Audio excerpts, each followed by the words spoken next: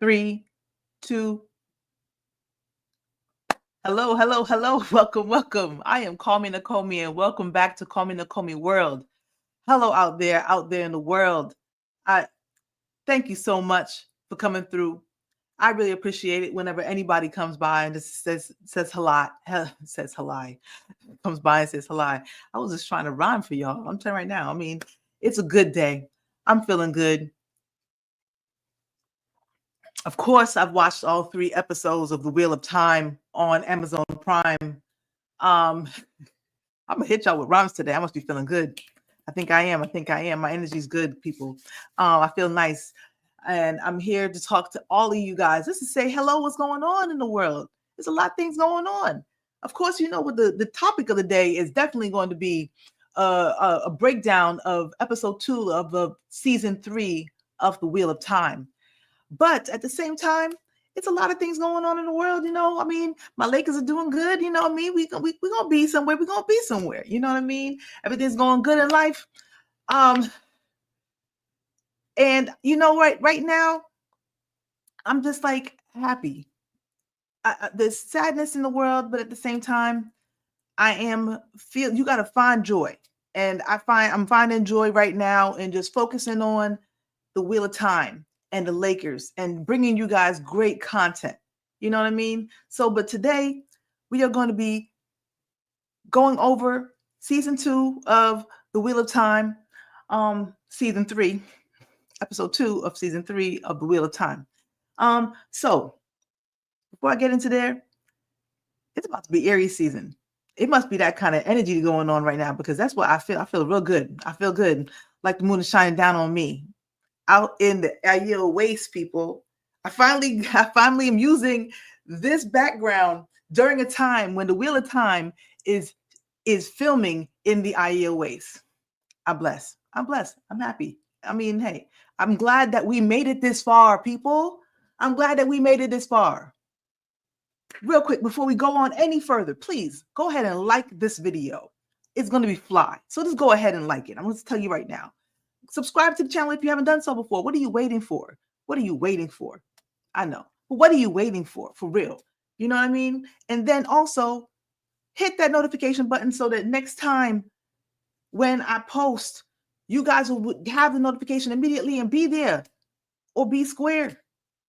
I'm going to be giving some real energy because this show is giving me all the energy I needed. I've been waiting for this, and it's just like Amazon is like, we got you. We will deliver. Like Prime. So I'm just like, it's a good time. About to be Aries season. About to be my birthday. And I'm gonna go ahead and just break down this video with y'all. I hope y'all enjoy it. Just so you know, real quick, though, there's gonna be spoilers up until at least the 5th book of the series, which is The Shadow Rising, which is pretty much covering the main characters arc in that book is being covered in this season. So up until that time, I'm pretty much going to be, I can give some spoilers here and there, but for the most part, you know what I'm talking about. Y'all out there, y'all are savvy people. I've been talking to y'all about the Wheel of Time since day 1. This show started off as a Wheel of Time fan page. So, I mean, come on. If you haven't picked up the book yet, I don't know what you're waiting for. If you haven't downloaded or gotten the audiobooks for the Wheel of Time, go ahead and start off at Eye of the World. Maybe even New Spring like I did. Get and join the fun. It's an amazing read. I've read it. I stopped counting how many times I've read it. Something will come into mind and I will just basically start reading that chapter. I mean, I'm following along with other content creators and I'm just like, you know what? I want to hear that again. Right before they basically cover it. Go ahead and do that. Do yourself a favor. It's Robert Jordan, you are a master. Brandon Sanderson, bless you, sir. Bless you. You did the Lord's work finishing it. You did the Lord's work. And now, Rafe, all blessings for you and what comes in the future or the past. Okay, so we're going to start off breaking down season 2, episode 2 of season 3, episode 2, and it's called A Question of Crimson. And when you think of crimson, of course, you're going to be thinking of, red. Maybe you say the red, which is basically the color for Andor, and also red for Red Sisters and Tower. There's a theme here. There's a theme here. So, I mean, I hope we all catch it while we go through. So it starts off 20 years in the past, where Queen Morghese, pregnant with Elaine at the time, and Elida, they entered the Camelin throne room. And of course, Gawain and Galata there, they're toddlers running around. Gawain is probably still got on diapers, you know what I mean? And it's the coronation day. She comes, she takes the throne, and the 3 nobles that were fighting her for the throne, they all have to bend the knee and swear fealty. It was straight Game of Thrones style. And they had to bend the knee and swear fealty with varying amounts of attitude, might I add. They had lots of attitude. That's all I gotta say, plain and simple. So their family then, although as soon as the last one does it, and Morghese, may she reign forever, their families kill all the leading women, the actual people who are vying for the throne. They kill all of those women, including a younger daughter of an older woman who was trying to be queen. Straight Cersei style. It was It was brutal. It was brutal. I loved it. That was like pushing a kid out of a window. It had me immediately. It had me. You know what I'm saying? And she says that she did it to prevent another succession throne. And all I could think of,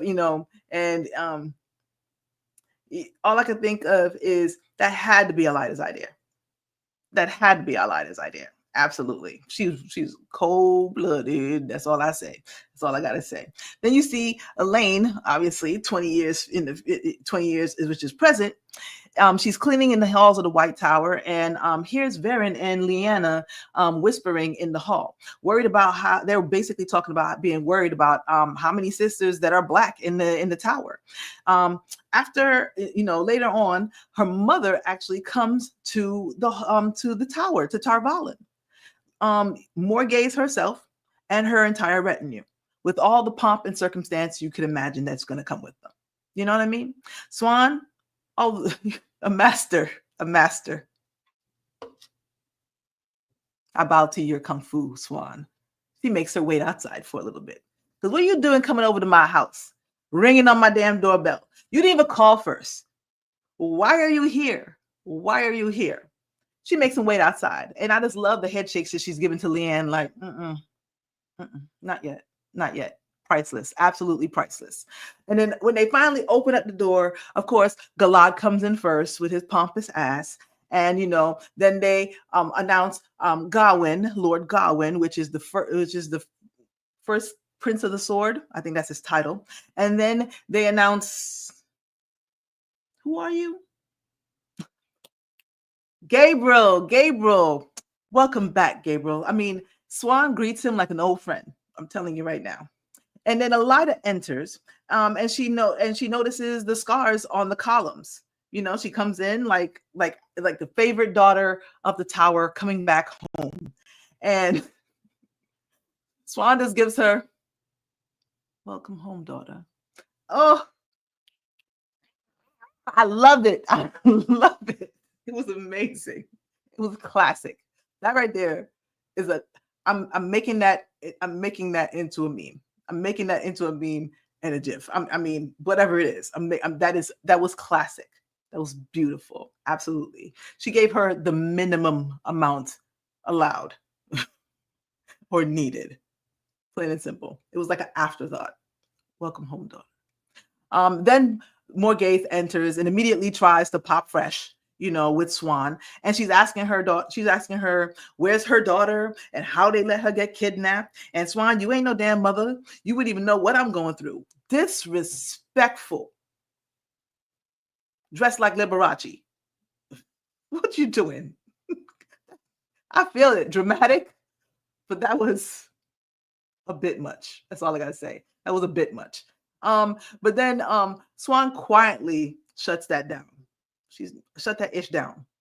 Daughter, respect my authority. That's all she had to say. And she reel it in, chick, reel it in. And then we basically cut to Avienda, who's leading Rand's group across the spine of the world. I'm sorry, I get you got to get into the reeds of the White Tower. The White Tower is they invented the Game of Thrones. That's all I gotta say. They invented the Game of Thrones. She's Avienda. She's leading Rand's group towards the spine of the world, which is basically the edge of the Aiel Waste, where they can now enter the Aiel Waste. And she throws a jab at the group, saying that we can make it. If it was Aiel, we would make it by the end of the night. But this is rest for the night. It's okay. It's okay, guys. Good job. 1, 2, 3, team. Good job. She and then we go to the Waygate, which is it opens up in the Mountains of Mist, and Perrin's group exits, which is Perrin, Loyal, and Bane and Chiad. That's his group, his 4. And they go to they're going to the 2 rivers. Now, mind you, why Bane and Chiad joined them is because she said that she has a blood debt or a life debt that she owes to Loyal, because he saved her from that bubble of evil. So they all join her, and they basically come out in the Mountains of Mist, and Loyal places a leaf key on the outside to close the gate and takes the leaf with him. So he puts the leaf on the Waygate, it closes the Waygate, and he takes it back, and he basically puts it in his pouch. Okay. Well, spoiler for that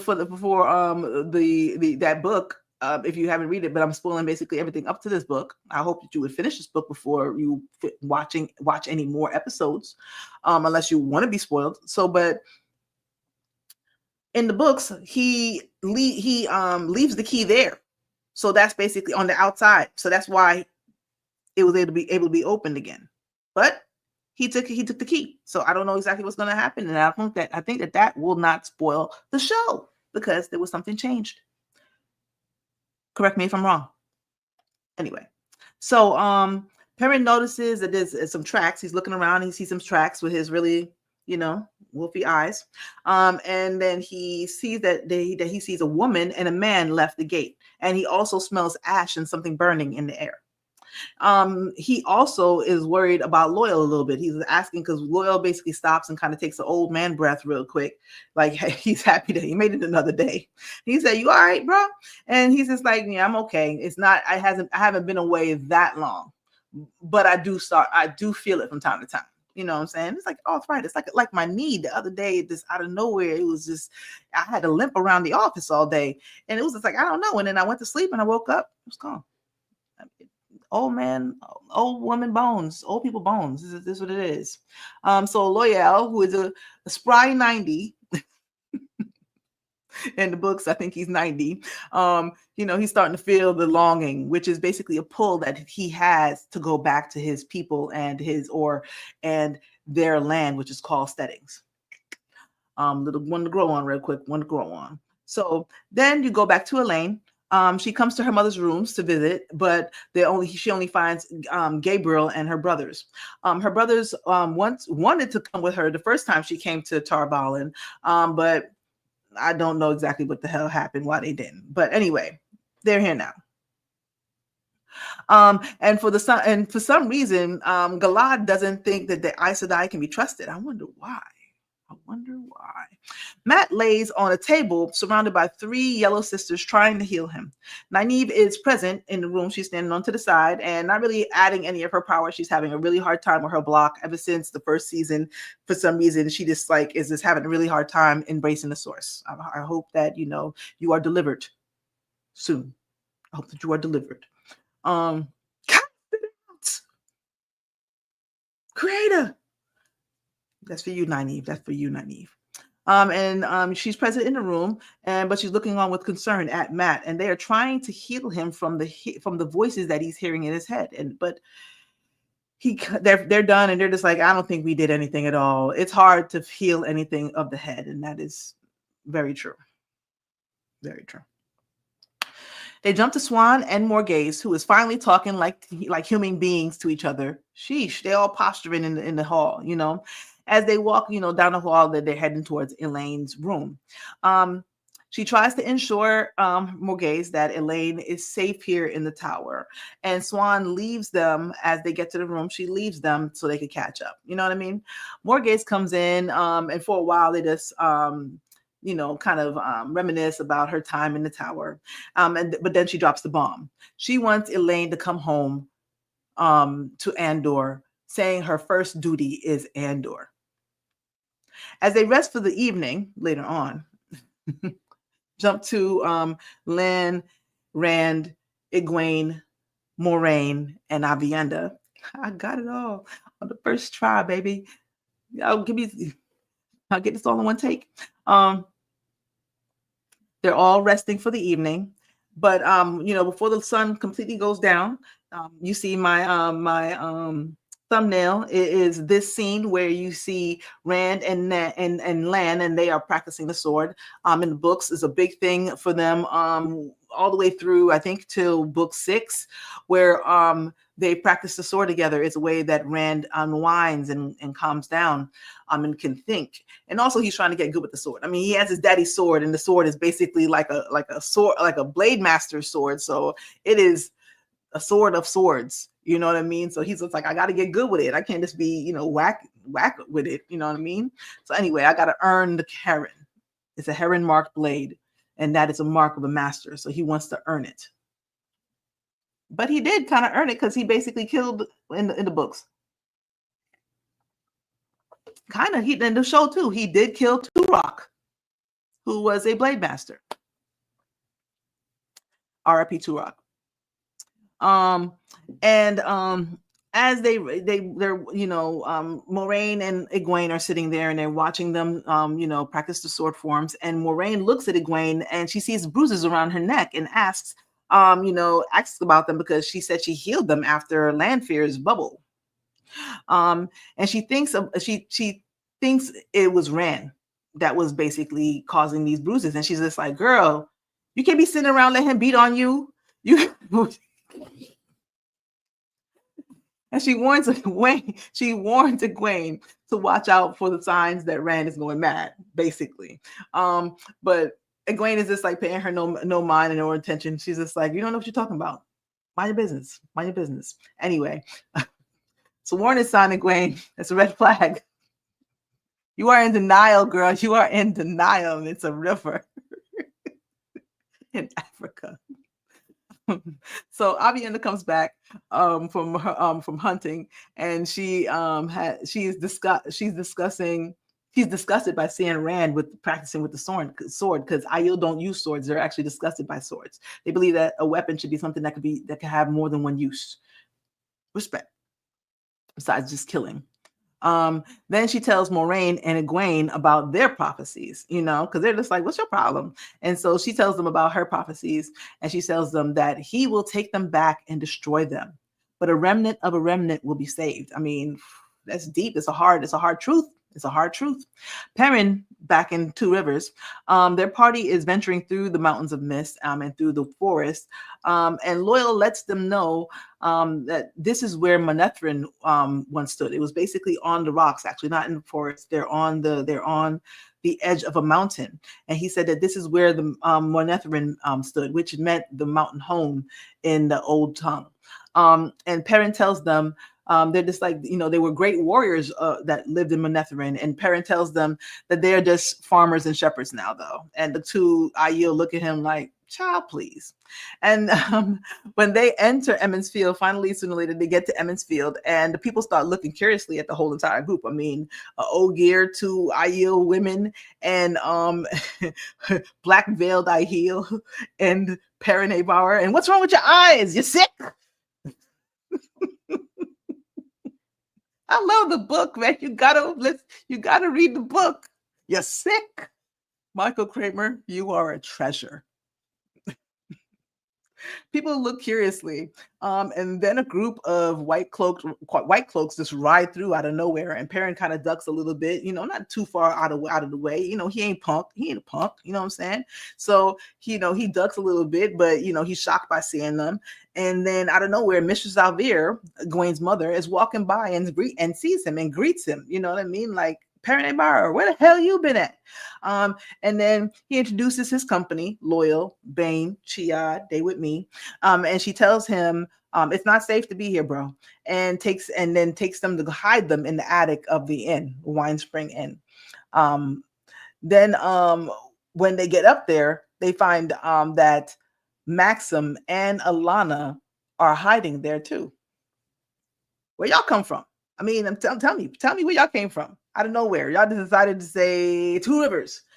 I wonder if Moraine made her go, because I mean that is the most random spot that you could possibly go. I mean, I want to know. I would really waiting for her to explain her reasons, which probably a Aes Sedai will not. She's never gonna let go of that secret. Iris Bear, what's going on with you? Hiya. So back in the tower, you have Morgaze and Elida, and they're in the middle of the hallway, trying to be secret. And they're talking, and they're just like, "Yo, did we hear anything? No, I ain't hearing nothing." They're not talking. No, they're not sharing anything. But they surmise that a dark friend was involved in the kidnapping of Elaine. Good assumption.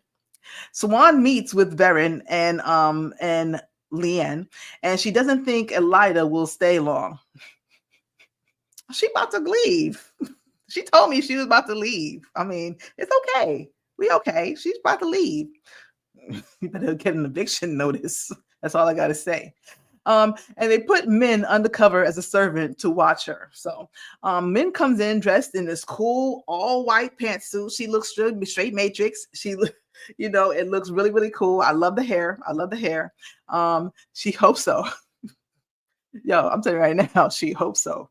But Min, whoever's styling Min, I like it. I can't wait until, I don't know what's going to happen, because all I know is that Elaine and Avienda, I'm good. Anyway, so she's wearing this really cool pantsuit, and she tells them that she has seen, she tells them that she has seen that there will be a battle in the tower. They ask her, what's going on? And she says, there's going to be a battle in the tower. And she's like, what do you mean? The one that this happened? She's just like, no, I don't tell the past. I tell the future. And she says, all I know is I see dead Aes Sedai and dead waters everywhere. I think I saw 7, 8, 9, 7, 11, one of them, but she doesn't know when. And that's just it.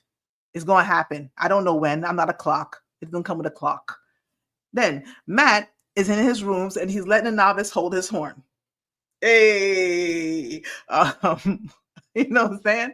And another one comes in out of nowhere, and she's just like, "Hey, the more the merrier." But then the one comes in and tells the other one that, "Hey, Lord Galad and Lord Gawain are practicing in the practice yards," and they leave. And Matt is like, "No." I thought we had a thing. I was working on it. You almost there, Matt. You know what? You should ask Rand. He has better experiences with girls. You know what I'm saying? So Elaine's brothers, he goes down. Min and he leaves, and basically they go down to see the practice yard, and Min is there, and she takes a little snip off her little flask, and I'm not mad at you with that. And Matt comes through, kind of sauntering across, and accidentally knocks over a couple of swords.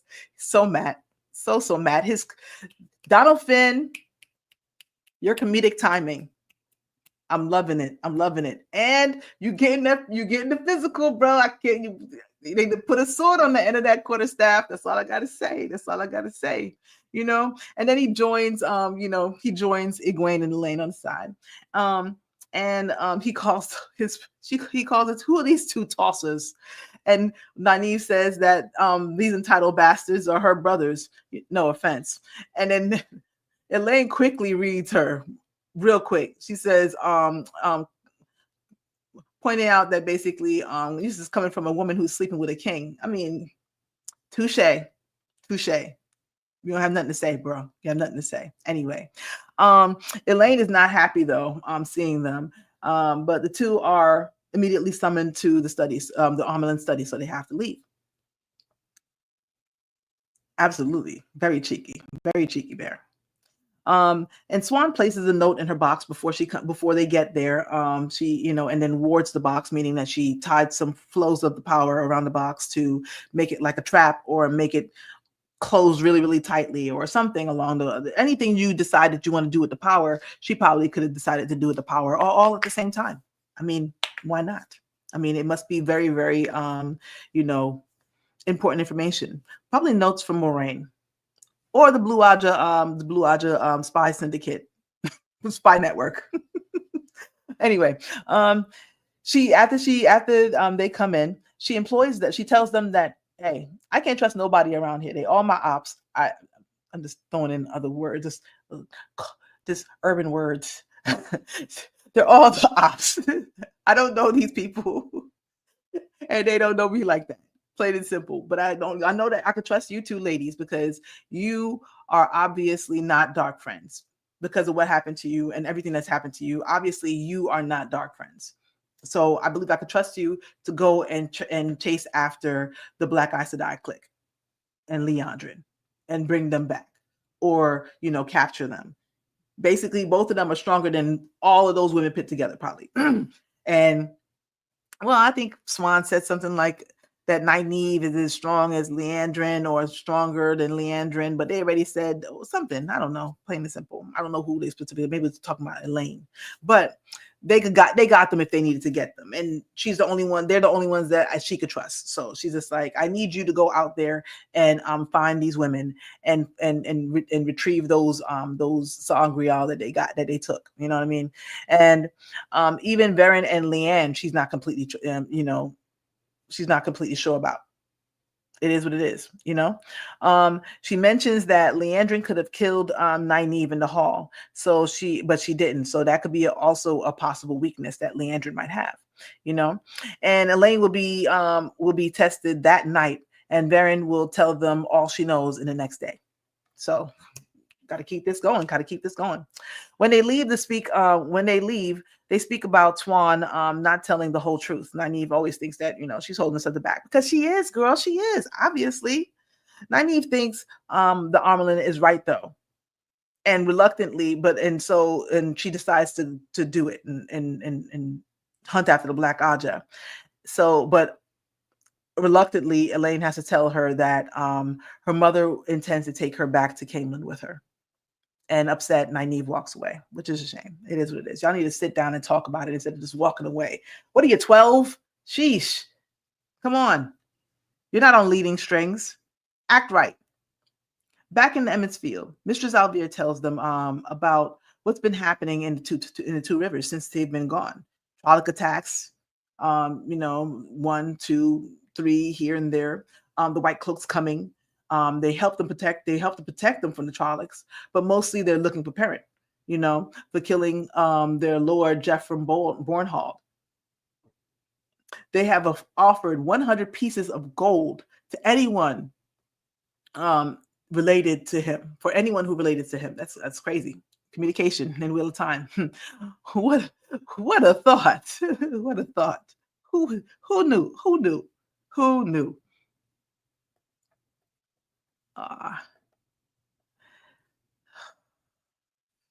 Guys, my bad. See, trying to mess with things, give me a second.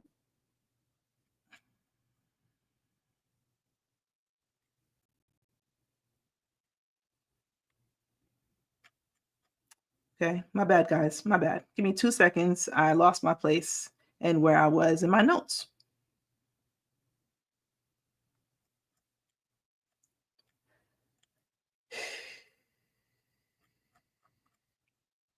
Sheesh.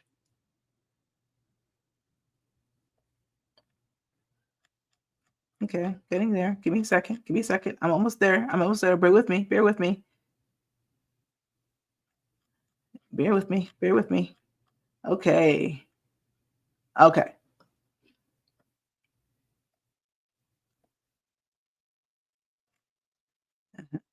Back in Emmons Field, Mistress Alvira tells a parent about what's been happening, what's been going on. Trolloc attacks, the White Cloaks coming, they help protect them, but mostly they're looking for Perrin for killing Drefram Bornhog. The Lord killed him with the axe. He killed Hopper though. He killed Hopper. They offered 100 golden pieces for anybody related to him, and her husband, who is Bran Alvir, Tam, of course, Althor, and Abel Cawthon, Matt's father, got his family out before they could be found. When asked, Maxim says he and Alana were attacked on their way to the Two Rivers by Trollocs. Mr. Alvir says that they should all leave in the morning, though. This is too much going on right now. I think y'all should go. But Parent doesn't want to leave. He plans to turn himself in. You tripping, brother. Lawyer.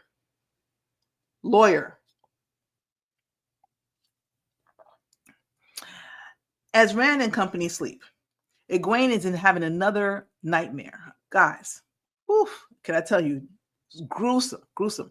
Rena is choking her and coughing up blood, and it's going into Egwene's mouth. It is just like, ugh, yuck. And I'm just like, that is traumatizing. While being choked, she is also doing that to her. Oh God, I could imagine every night. You are something, boy. You are something. On the other hand, Rand dreams of Selene, of course. I mean, why would he dream of anything else?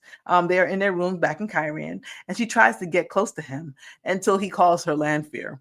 And then immediately she says, "Is this about that doe-eyed cow?" And I'm just like, "Oh, Lanfear, you are so jealous."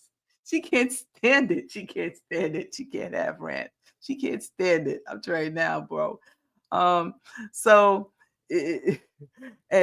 She's jealous and dangerous. I mean, what sign do you think? What sign do you think Lanfear is? Maybe I asked this last year. I'm not even sure. What sign do you think Lanfear is? Please, somebody tell me. I'd say she's a Scorpio. She's jealous and she's dangerous, but she's smart and she always have her fashion together. But cross her, Lanfear's a Scorpio. I'm saying, Rand is an Aries. That's why they don't work. I'm saying that's why they don't work. Anyway, shout out to my Aries out there. And what sign do you think all the other characters are? If you're seeing this, please go ahead and drop that in the chat. Drop it in the chat or drop it in the comments if you're watching this later. Please, I will look forward to hearing any characters that you feel like you know what their sign is. I don't need explanations. We don't want to spoil anything, but by what you've seen so far in the show, I mean, we kind of know the characters from the book. Thank you. Anyway, back in Egwene's dream, though, Rena is still torturing her until she just out of nowhere just disappears like a snap, just disappears in the mist, and she finds herself in the middle of the Aiel waste, bright sun, just in the middle of a desert, and there's this old maiden of the spear out there looking at her, and she tells her, "You don't belong here." And then she wakes up out of nowhere and tells Rand about her dream. She says, "It's like I saw this old Aiel woman," and he says when he dreams, he sees things that he regrets, and she says, "I don't regret shit. I'll kill that chick again." You're goddamn right, I killed her. And I kill her again. Rena, you had it coming, girl. That was a powerful scene. Madeline Madden, cheers to you, girl. That was a powerful scene. I'm telling you right now. Anyway, back in the tower, Matt can't sleep because he's listening to Gawain and Galad take the entire tower to Pound Town. He has like a line of novices, acceptants, and servants lined up down the hall like maidens of the spear waiting to beat Rand's ass. It was crazy. I'm just like, he can't sleep. He's just like trying to hold. He's just like, F it. I'm up. Never mind. And then he gets a knock on the door and he's just like, oh, maybe it's one of mine. He starts straightening himself up. licks his finger and straightening up the little non-existent, translucent chest hair that he has, you know. But then it's men, and he's and she's automatically gets the ick. She's just like, put on a shirt. What is wrong with you? And she finds it amusing that he is sandwiched between two porn studios. It's ridiculous. I'd find it funny. I think I'd find it funny if that was my room or if that was my friend's room. Would y'all find that funny? Because I think I would find it funny if it was my friend's room, but I'm not exactly sure if I would find it funny if it was my room. No, I think I'd still find it funny. Hot. I'm saying.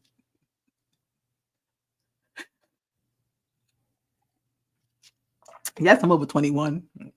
Um, don't look at Jet's hair. That's gross, bro. It's gross. Who does that? It's like, what does that do? What does that do? If your eyebrows are so unruly that you need to straighten them out, that's a problem. So I know.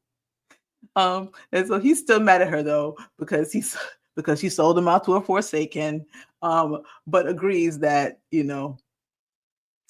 but agrees to go. Basically, she says that Swan called him, but he agrees that to go with her, and she tells him bring the horn. So obviously Swan wants the horn for something, or at least wants to see it. She wants to know if the tales are true. The whole city knows the tales are true. And showed it to everybody like a gold chain. um, Elaine, she goes to her mother's room again in the evening this time, but no one's around, and she tries on her mother's crown in the mirror, and that's obviously from the teaser. And she's startled by Gabriel, who just comes out of nowhere.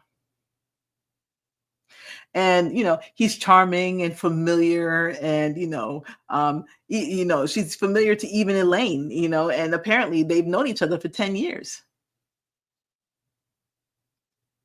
They share a drink. How old is Elaine? She is the little alcoholic in this episode. She's a little alcoholic in this turning of the wheel, period. And obviously a moonshiner as well. I'm saying. They talk about her not being ready to go home, and she says that but he tells her that the people are actually giving her mother a challenge back in Andor, and that her mother has dismissed Gareth Bryn even. He tells her though to keep that between both of them. Matt, entering Swan's quarters, who looked like she was actually putting out a drink herself at the time. I'm saying. She tells him that she knows that he blew the horn. The whole city knows. He blew the horn of Valir, and it summons the heroes of past. And he likes. He's like, I mean, I'm not bragging. And she tells him that it is a powerful object that will summon the heroes for him. But if he dies, it will summon the heroes for somebody else. She pretty much tells him to stop telling people that he's the horn blower and that he should leave the horn in the tower, pretty much. And he agrees immediately, thinking that okay, someone's going to kill me to take the horn. Yes, stupid. Why you think they had it hidden under a whole ass throne and dais? It took Uno and Lord Inktar a minute until Perrin and Loyal came to get it up. They wasn't planning on having to get that unless it was Tarmangaiden, which they thought it was. Mm. He agrees to give it to her for safekeeping. Smart, very smart. Then she says, she says he reminds her of her uncle Huon. Trying to make sure I pronounced that correctly. He was a gambler and would rather have fun than do any kind of work, but he was a hero. He died pulling children out of a burning house. It wouldn't stop until all the children were out. And then she asks him, Matt, are you a hero? Textbook. That was chef's kiss, just exactly like even a little bit smoother than the Moraine one in the books. Isn't it even a little smoother than that guilt trip? It's a little, you know what? You remind me of my brother Huan. And he says, I'm no bloody hero. No, he just says, I'm no hero. He only does, I only do what I have to do. I only do what I have to do. And she tells him, that's what heroes do, what they have to do. Then Morgaze returns to her rooms, and she and Elaine get to talk. She tells her mother that she's not going with her back to Camelin, and wants to forge her own path. Her mother tells her that Tigraine was a daughter heir that wanted to forge her own path, and it didn't go well for her. And Elaine reminds her that it's because Tigraine forged that path, what helped Morgaze take the throne. And the pattern weaves in ways that they don't understand. The wheel weaves as the wheel wills. Being dragged to farm was horrible, but there she fought. But there she fought battles against the Forsaken and healed the Dragon Reborn. I healed the Dragon Reborn. I mean, what you gonna tell me? That I ain't supposed to be outside? She means to forge the alliance between Andor and Tar Valon. And she also plans to be the first Aes Sedai queen. Her path will always lead back to Andor, though. But she wants to earn it, as her mother did. Well done. Well said. Well said. Rand comes to sit with Moraine on the side of the cliff, I guess before they head out. And she asks him, why are you training with the sword? He needs to learn how to use the power. And first he asks, why are you ignoring me? And she's just like, why are you practicing the sword? And he's just like, because Lan listens. I mean, I need somebody to talk to, but you're ignoring me. And she's like, why are you learning how to play with the sword? You need to learn how to channel. And he's just like, you can't be afraid of it. He's just like, afraid of it? I thirst for it, even though it's disgusting. But she tells him, that he must embrace it, the bitter with the sweet, so he'll know which is which. Well said. Well said. Well said. Swan enters the hall later the next day, and to say goodbye to Morgaze. She's just like, "Oh, you're going so soon. Darn. Well, don't forget to write. Send me selfies." And but Morgaze tells Swan, "Yeah, I'm leaving, but I'm going to leave my two sons with her. They're going to start their water training." And oh yeah, Elida said she's staying too.